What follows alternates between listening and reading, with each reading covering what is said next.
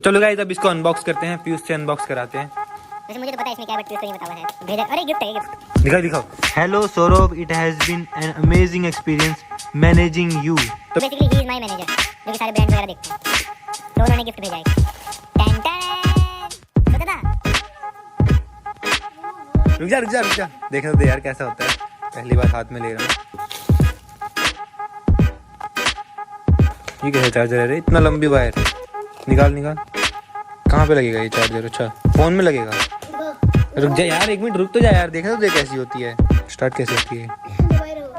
हो गई भाई एप्पल, भाई एप्पल जाके मेरा आ गया। अच्छा लो बैटरी। ओलू दे दो गड्डी। ओलू आपके काम की नहीं है वो, आपके लिए पेडिग्री लाऊंगा मैं उससे। ओलू आपके काम की नहीं है, आपके लिए पेडिग्री लाऊंगा, छोड़ो। तो अभी सौदा हम आज मतलब साफ कर रहे हैं।